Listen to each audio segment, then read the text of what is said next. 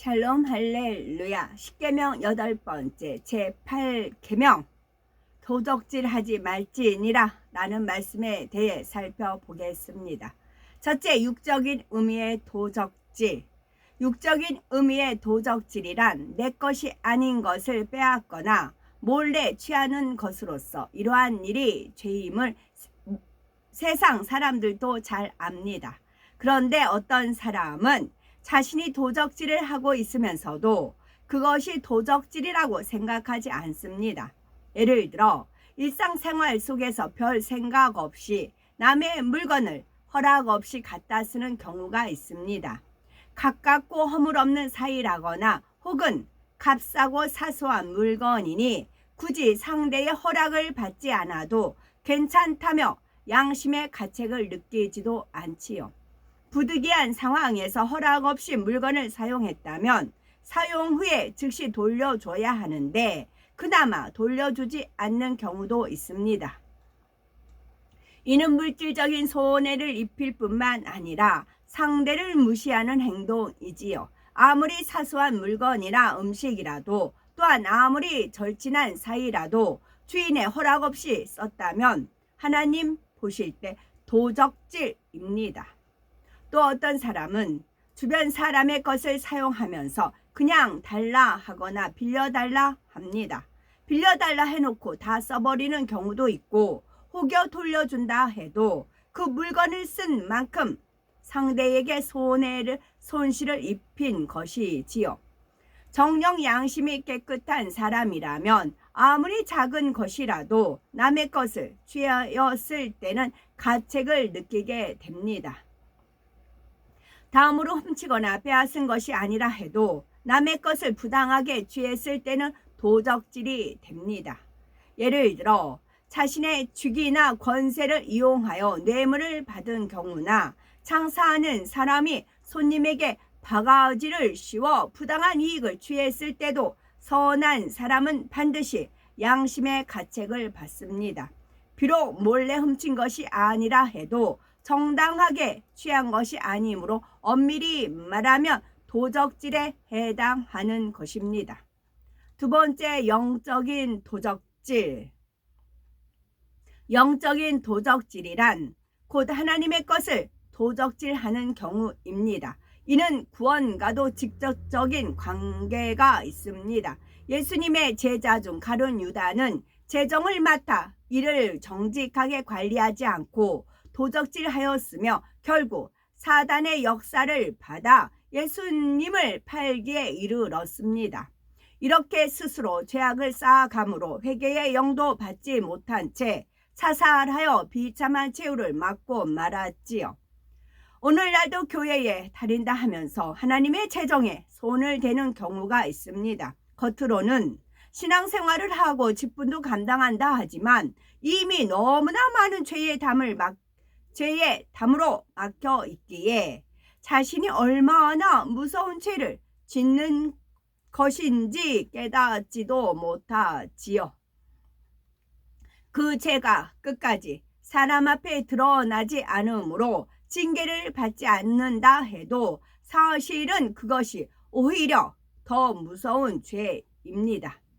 사람은 혹시 모른다 해도 하나님께서는 보고 계시며 때가 되면 반드시 공의 가운데 값을 치르게 하기 때문이지요. 만일 끝까지 회개하지 못하고 있다가 결국 하나님의 것을 도적질하는 자로서 7년 환란에 떨어지게 된다면 얼마나 애통하며 가슴을 찢어야 하겠습니까? 헌금을 직접적으로 도적질하지 않는다 해도 성물을 남용하거나 교회 재정을 함부로 사용한다면 이 역시 하나님의 것을 도적질하는 것이 될 수가 있습니다. 예를 들어 회비나 선교회, 부서 등에 들어온 찬조금을 개인이 임의로 써버리는 일은 없어야 합니다. 교회 일로 사무용품이나 문구류를 청구하여 개인 용도로 사용하는 경우도 없어야 하지요.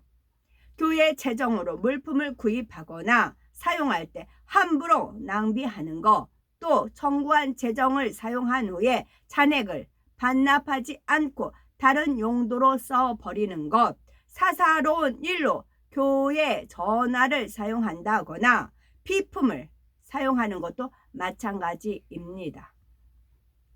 이 밖에도 교회에 비치한 물건을 자신의 것이 아니라 하여 쉽게 쓰거나 낭비한다든지, 어린아이들이 헌금 봉투나 주보, 교회 신문 등을 장난으로 접거나 찢는 일도 없도록 해야 합니다.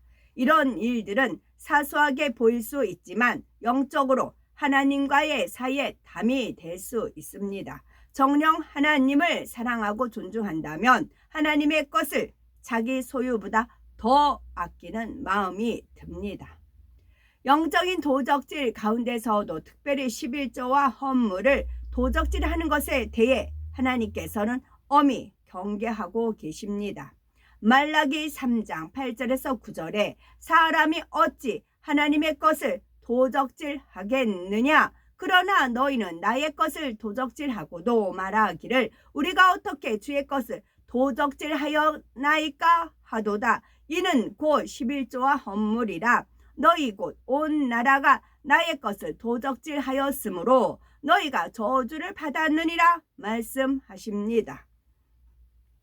11조는 하나님의 물적 주권을 인정하며 수입의 10분의 1을 하나님께 드리는 것이지요. 우리의 삶을 주관하시는 하나님을 믿고 인정한다는 증거와 같은 것입니다. 그러니 하나님을 믿는다 하면서도 11조를 하지 않으면 곧 하나님의 것을 도적질한 것이 되므로 저주가 임한다는 말씀이지요. 11조를 드리지 않았다 해서 하나님께서 그를 저주하시는 것이 아니라 사단이 송사해도 하나님께서 지켜주시지 못하므로 물질의 어려움을 당하며 시험, 환난, 질병 등을 겪게 되는 것입니다. 어떤 분은 온전한 11조를 하지 않으므로 지킴받지 못하는 경우도 있고요. 11조는 월급만이 아니라 전체 수입에서 10분의 1을 드리는 것입니다. 부업으로 얻은 수입은 물론이요, 용돈이나 선물로 받은 것도 수입이므로 그 10분의 1을 계산해서 드려야 하는 것이지요. 그런데 어떤 분들은 부수적인 수입은 다 빼고 급여만으로 계산하거나 급여에서도 여러 가지 지출 금액을 다 제하고 남은 수입에서만 11조를 하기도 합니다. 또 10의 1조를 계산하되 11조라는 명목으로 드리지 않고 자신이 원하는 대로 선교비나 구제 등으로 나눠서 드리는 경우도 있지요. 이런 경우들은 결국 11조를 도적질한 것이 됩니다. 11조로 드려진 재정을 집행하는 것은 교회에서 할 일이고, 우리가 하나님께 드릴 때는 반드시 11조 명목으로 드려야 합니다. 다음으로 헌물은 11조 외에 드리는 모든 감사 예물을 말합니다. 하나님의 자녀들에게는 감사할 조건이 너무나 많습니다. 구원받아 천국을 가니 감사하고, 귀한 직분을 받아 상급을 쌓아가니 감사하며, 하나님께서 범사에 지키시고 축복하시니 감사합니다. 또 어떤 연단이나 어려움이 있을지라도 반드시 합력하여 선한 열매를 맺게 하실 줄 믿으니 오직 감사의 조건만 넘치는 것입니다. 그래서 마태복음 6장 21절에 네 보물이 있는 그곳에는 네 마음도 있느니라 하신 말씀대로 매주일 예배 때면 하나님 앞에 빈손으로 나오지 않고 감사 예물을 드리며 절기 때나 특별한 감사의 조건이 있을 때는 따로 구별하여 감사 예물을 드리지요. 이는 이치적으로 따져보아도 당연한 일입니다. 사람들 사이에서도 남에게 어떤 일로 신세를 지거나 은혜를 입으면 마음만으로 고맙다 하는 것이 아니라 무엇인가 행함으로 보답을 하려고 합니다. 이는 사람의 도리를 아는 사람이라면 당연히 하는 일이지요. 하물며 마음에 천국의 소망이 넘치고 정령 구원받은 은혜에 감사한다면 어찌 하나님 앞에 인색한 마음이 들겠습니까? 매주 지켜주신 은혜를 느끼고 기도에 응답하신 열매들을 얻을 때마다 더욱 감사하여 하나님께 더 드리고 싶은 마음이 들지요. 그런데 어떤 경우는 믿음이 있다 하면서도 하나님께 감사로 드리는 것을 아까워합니다.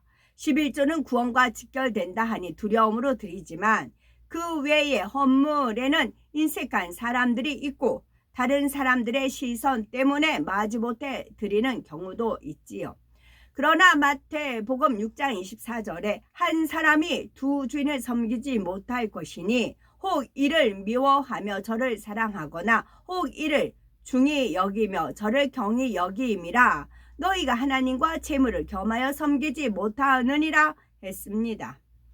하나님께 인색하다는 것은 곧 그 마음을 하나님의 사랑과 천국 소망으로 채우지 못하고 재물에 대한 욕심과 세상 정욕으로 채웠다는 말입니다.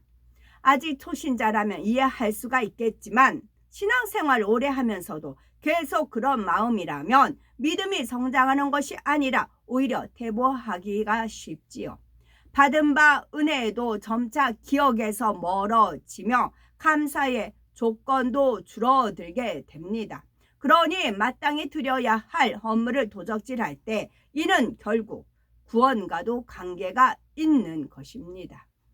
물론 사람마다 믿음의 분량이 다르며 하나님께서는 각각의 형편과 중심을 아시기에 X의 크고 작음을 보시지 않습니다. 두 랩돈밖에 드리지 못한 과부가 예수님께 칭찬을 받았던 것처럼 하나님께서는 진정한 감사와 믿음의 향을 받기 원하시지요. 우리가 그 향으로 하나님을 기쁘시게 하면 자신이 드린 것과 비교할 수 없는 큰 축복과 감사의 조건들로 돌려받게 됩니다. 곧 영혼이 잘되게 하시고 날마다 감사의 조건이 넘치게 하시며 30배, 60배, 100배의 축복으로 갚아주십니다. 영적인 도적질 중에 또 한 가지는 하나님의 말씀을 도적질하는 것입니다. 곧 하나님의 이름으로 거짓 예언하는 경우이지요. 예를 들어 하나님의 음성을 들었다고 하면서 마치 점쟁이처럼 남의 앞일에 대해 말하는 경우가 있습니다. 혹은 자기 생각 속에서 꿈을 꾸거나 환상을 보고 하나님께서 이러한 꿈을 주셨다, 하나님께서 이러한 환상을 보여주셨다 하는 경우도 하나님의 말씀을 도적질하는 것에 해당이 됩니다. 또한 10계명 중에 제3계명에서 설명한 대로 하나님의 이름을 망령되이 일컫는 경우이기도 하지요. 물론 성령의 감동함 속에서 하나님의 뜻을 깨닫고 선포하는 것은 좋은 일이지만 그러기 위해서는 정령 자신이 하나님의 말씀을 전달할 도구로 쓰일만한 사람인지 반드시 점검해 볼 필요가 있습니다. 거룩하신 하나님께서는 그 음성을 아무에게나 들려주시는 것이 아니라 마음에 악이 없고 깨끗한 사람을 택하여 하나님의 뜻을 선포하기를 원하시기 때문입니다. 그러므로 항상 근신하는 마음으로 입술을 지키고 혹여라도 자신의 생각 속에서 하나님의 말씀을 도적질하는 일이 없어야 하겠습니다. 이 밖에도 무엇을 취하였을 때 양심이 찔린다거나 부끄러움을 느낀다면 반드시 자신을 돌아보아야 합니다. 자신의 유익을 구하여서 내 것이 아닌 것은 취하고 있기 때문에 성령이 탄식하고 마음의 찔림이 되는 것이지요. 짝을 받고 일하면서 일을 잘하지 않거나 사명을 맡았으면서도 게을러서 잘 감당하지 않는 것, 또 하나님께 드리기로 약속된 시간을 임의대로 사용하는 일, 직장에서나 개인 간의 약속을 어기므로 다른 사람의 시간에 손실을 입히는 일도 없어야 합니다. 사사로운 마음과 탐심을 다 버리고 선한 양심 가운데 진실하고 충성된 마음으로 항상 상대의 유익을 구함으로 진리 안에서 깨끗하고 정결하게 온전한 하나님의 자녀로 나온 우리가 됩시다. 아멘.